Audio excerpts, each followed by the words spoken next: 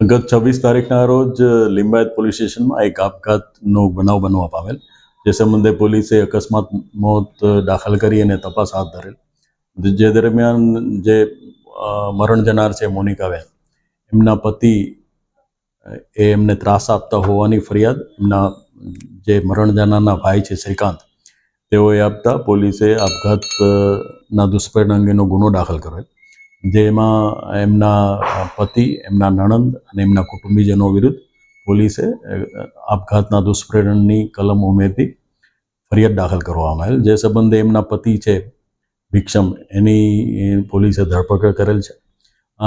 અને આ દરમિયાન જે એમના નણંદ છે, ભોગ બનનારના નણંદ, એના ઘરે આજે છે એમના ફરિયાદ પક્ષના માણસો અને એ સિવાય એમના સમાજના માણસો એ ત્યાં પહોંચી અને હંગામો કરતા જે એ ફરિયાદી છે એમના નણંદે પોલીસને જાણ કરતાં પોલીસ તાત્કાલિક ત્યાં પહોંચી અને આજે ફરિયાદી છે જ્યોત્સનાબેન, એમની ફરિયાદ લઈ અને રાયોટિંગનો ગુનો દાખલ કરવામાં આવે, જેમાં 18 આરોપીઓ વિરુદ્ધ ફરિયાદ દાખલ કરેલ. જેનો બનાવ એવો બનવા પામેલ કે પોલીસ ત્યારે એમના કોલ ઉપરથી એમના સ્થળ ઉપર ગઈ ત્યારે આ લોકોએ પોલીસની વાન રોકવાનો પ્રયત્ન કરેલ અને જે આ ફરિયાદી જ્યોત્સનાબેન છે એમના ઉપર હુમલો કરેલ, જેથી પોલીસે તેમને બચાવી અને એમને સારવાર માટે મોકલી આપેલ.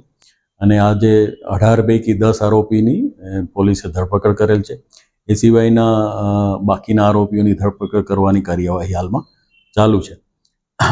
આ જે જ્યોત્સનાબેન છે એને એમના પિતા અને એમના ભાઈ એટલે કે જે મોનિકાબેનના સસુર પક્ષના જે સભ્યો છે એ વારંવાર દહેજની માગણી કરતા હતા અને એને એ રીતે પીડા આપતા હતા, જેથી